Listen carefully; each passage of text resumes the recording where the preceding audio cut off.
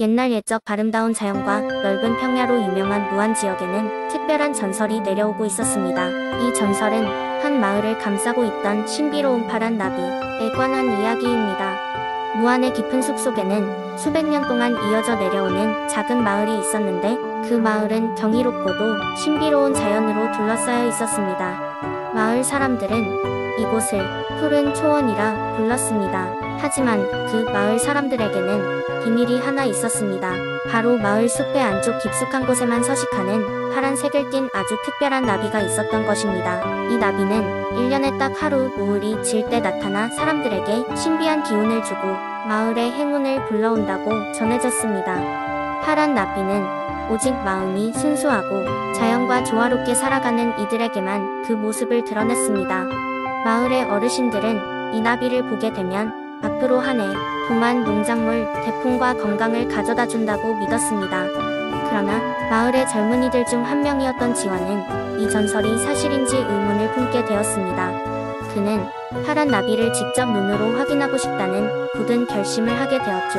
해가 질 무렵 지화는 숲으로 향했습니다. 숲은 고요하고 신비로운 느낌이 감돌았고 그는 어느덧 숲속 깊은 곳에 다다랐습니다. 그때 갑자기 작은 바람이 불어왔고 하늘 저편에서는 노을이 붉게 물들기 시작했습니다. 그 순간 지환의 앞에 나타난 것은 바로 수십 마리의 파란 나비들이었습니다. 나비들은 마치 춤을 추듯 그의 주변을 맴돌았고 지환은 그 순간 비로소 이 전설이 사실임을 깨닫게 되었습니다. 그 나비들 중 가장 크고 아름다운 나비가 지환의 어깨에 살포시 내려앉았고 지환은 마음 깊숙이 평온함을 느낄 수 있었습니다. 마을로 돌아온 지환은 그날의 경험을 마을 사람들에게 전했습니다.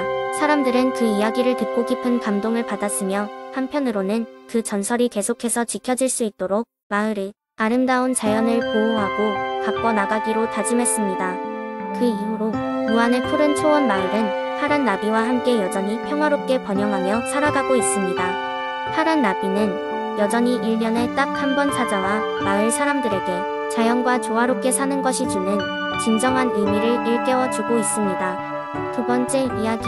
옛날 옛적 울산 지역은 신비로운 자연경관으로 가득한 땅이었다. 이곳에는 해와 달이 각각 인간의 모습을 하고 내려와 살고 있었다.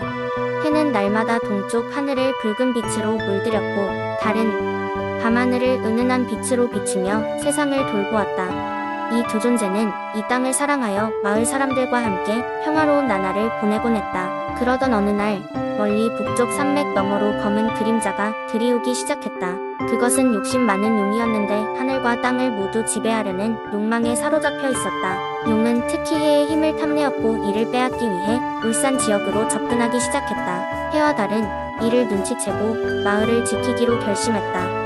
그들은 밤낮을 가리지 않고 마을의 방어선을 강화하고 용이 접근하지 못하도록 둔덕과 너른 바다를 지켰다. 그러던 중 용은 결국 이들의 방어를 뚫고 하늘로 솟구쳤다. 해와 달은 마을 사람들이 다치지 않도록 하늘에서 용과의 치열한 전투를 벌였다. 해는 자신의 빛으로 용을 태우려 했고 달은 차가운 달빛으로 용을 얼리려 힘썼다. 그러나 용의 힘은 예상보다 강력하여 두 존재를 점점 압박해왔다. 그때 마을의 한 여인이 초승달 모양의 거울을 하늘로 던지며 외쳤다. 이 마을을 우리에게서 뺏어갈 수 없어. 그 거울은 하늘에서 반사되어 용의 눈을 순간으로 가렸다. 그 틈을 이용해 해와 달은 서로의 손을 잡고 마지막 힘을 발휘하여 용에게 거대한 태양의 불덩어리와 차디찬 달빛의 커터를 동시에 날렸다. 용은 하늘과 땅의 경계를 넘어가며 영원히 추락하였고 그곳에 깊고 넓은 바다가 생겨났다. 해와 달은 용을 이겨내었지만 그 과정에서 너무 지쳐 인간의 모습으로 다시는 돌아올 수 없었다. 하지만 그들의 희생은 헛되지 않았다. 울산 지역은 그 후로도 평화롭고 풍요로운 지역으로 남게 되었다. 해와 달은 자신들의 에너지를 마지막으로 울산의 하늘에 새겨놓았고 그 빛은 지금도 사람들에게 희망과 용기를 주고 있다. 그래서 울산 사람들은 아침과 저녁 하늘을 바라보며 해와 달의 전설을 떠올리며 그들이 남긴 사랑을 잊지 않았다. 이 이야기는 아득히 먼 옛날의 전설로 지금도 울산에서는 밤하늘의 달이 가장 밝고 따뜻한 곳이라고 전해진다. 이렇듯 해와 달은 여전히 울산 사람들과 함께하고 있는 것이다. 세 번째 이야기. 오래전 강원도 삼척에는 푸른 바다와 울창한 산림이 조화를 이루는 아름다운 마을이 있었습니다. 이 이곳 주민들은 바다에서 어업을 하며 생계를 이어갔습니다. 날씨가 좋을 때면 마을 남자들은 배를 타고 먼 바다로 나가 많은 고기를 잡아왔고 마을 사람들은 그들을 열렬히 환영했습니다. 어느 날 바다에서 폭풍이 몰아쳐 많은 배가 안전한 항구로 돌아오지 못하게 되었습니다. 마을 사람들은 다 함께 해변에 모여 기도하고 무사히 돌아오기를 바랐습니다. 그러나 시간이 지나도 그들은 돌아오지 않았습니다. 그 중에는 용감하고 충성스러운 어부 테일도 있었습니다. 테일은 마을에서 가장 용맹한 청년으로 알려졌습니다. 그는 자신의 친구들과 함께 배를 타고 먼 바다로 향했으나 폭풍 후에 휘말려 조난을 당했습니다. 그는 다른 친구들을 구하기 위해 최선을 다했지만 결국 폭풍에 휩쓸려 바다에 빠지게 됩니다. 바다에 빠진 테일은 혼수 상태에서 꿈을 꾸었습니다. 꿈 속에서 그는 바닷속 깊은 곳으로 천천히 끌려가고 있었습니다. 이윽고 그는 환하게 빛나는 궁전 앞에 도달하게 되었고 그곳에서 용왕을 만났습니다. 용왕은 테일의 용감함을 치하하며 그에게 마을로 돌아갈 수 있도록 도와주겠노라 약속했습니다. 용왕은 테일에게 특별한 조개 껍질을 주며 그것을 바다에 던지면 언제든 안전한 길로 인도할 것이라 말했습니다. 깨어난 테일은 기적적으로 해변가에 떠밀려와 있었습니다. 그는 마을 사람들의 도움을 받아 집으로 돌아올 수 있었습니다. 때때로 테일은 다시 바다로 나가야 했고 폭풍을 만나곤 했습니다. 그럴 때마다 용왕이 준 조개 껍질을 바다에 던졌고 언제나 용왕의 말씀대로 안전한 길로 인도되었습니다. 덕분에 마을 사람들은 풍부한 어획량과 평안한 나날을 보낼 수 있었습니다. 모든 사람들은 용왕의 선물을 통해 테일의 용맹함과 친구를 구하려는 의지를 기억하며 숭배하였습니다.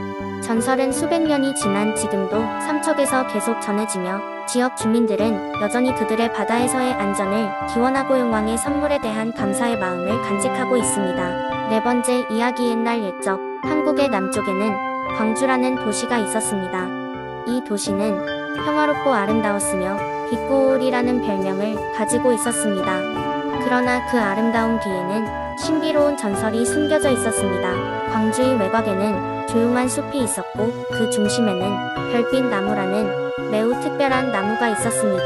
이 나무는 낮에는 평범한 모습이었지만 밤이 되면 그 잎사귀마다 작은 별처럼 빛이 났습니다. 사람들은 이 나무를 보며 소원을 빌면 소원이 이루어진다고 믿었기 때문에 많은 이들이 나무를 찾아와 자신들의 마음속 소원을 나무에게 속삭이곤 했습니다. 그러던 어느 날 광주에 사는 한 소년 민준이가 친구들과 함께 숲으로 놀러갔습니다.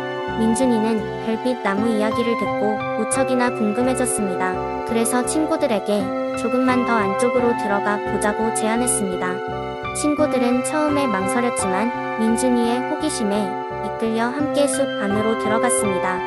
숲 안은 점점 어두워졌고 길을 찾기 어려웠지만 민준이와 친구들은 끝내 별빛 나무를 찾아냈습니다. 해가 지고 어두워진 하늘 아래 별빛 나무는 너무나도 아름답게 빛나고 있었습니다. 민준이는 깜짝 놀라며 그 모습을 바라보다가 나무에게 소원을 빌었습니다. 나와 내 친구들이 영원히 행복하게 지내게 해주세요. 라고. 시간이 흐르면서 민준이는 자주 숲을 찾아와 별빛 나무에 소원을 빌었습니다.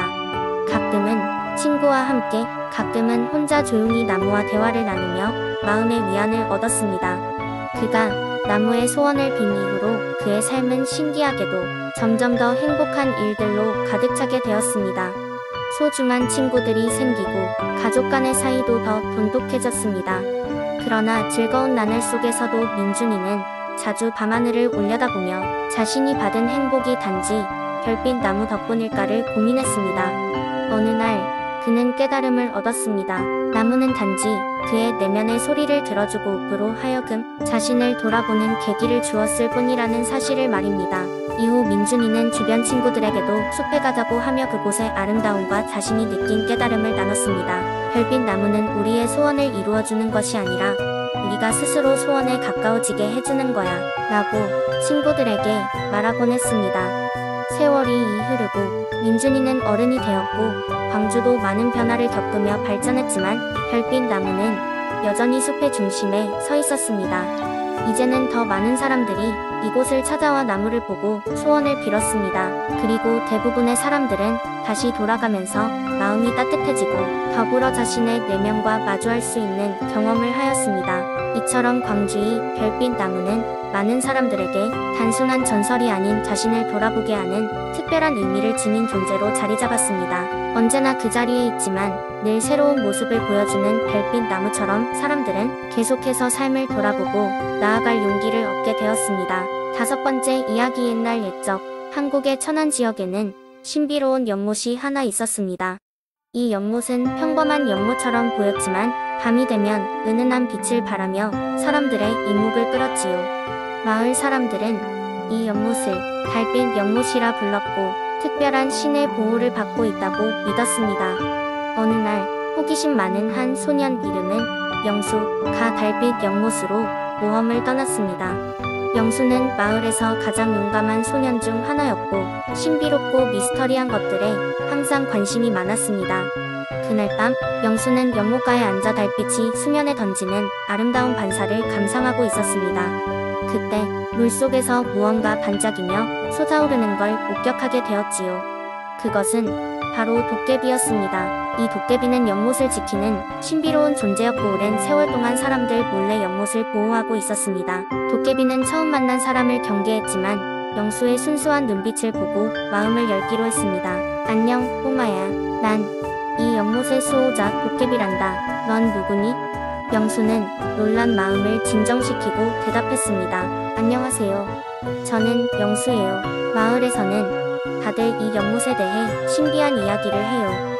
그래서 직접 보려고 왔어요. 도깨비는 영수의 솔직한 대답에 미소를 지으며 그와 친구가 되기로 했습니다. 그날 밤부터 영수와 도깨비는 매일 밤 달빛 연못에서 만나 서로의 이야기를 나눴습니다. 도깨비는 영수에게 천안 지역의 오래된 전설들, 잊힌 이야기들, 그리고 흥미로운 모험담을 들려주었습니다. 영수는 도깨비에게 사람들의 세상 이야기를 들려주었고 그렇게 둘은 아주 특별한 우정을 나누게 되었지요. 어느덧 시간이 지나고 영수는 마을 사람들에게 도깨비와의 이야기를 전해주고 싶었습니다. 하지만 도깨비는 인간들에게 쉽게 알려지는 것을 원치 않았습니다. 그래서 둘은 비밀을 유지하기로 약속했습니다. 그러나 영수는 도깨비와의 모험에서 배운 지혜와 용기를 간직하며 자라났습니다. 영수는 성장하여 마을의 현자로 거듭났고 종종 오래전에 달빛 연못에서 만난 신비로운 친구에 대한 이야기를 아이들에게 전해주었지요. 그는 사람들에게 신비로움을 두려워하지 말고 서로 다른 세계와의 우정이 얼마큼 가치 있는지를 깨닫게 해주었습니다. 그리고 전설에 따르면 달빛 연못의 도깨비는 지금도 그곳을 지키고 있으며 특별한 인연을 기다리고 있다고 합니다. 글쎄요, 언제가 될지는 모르지만 그 연못가를 지나가게 된다면 한 번쯤 발걸음을 멈춰보는 것도 좋겠지요.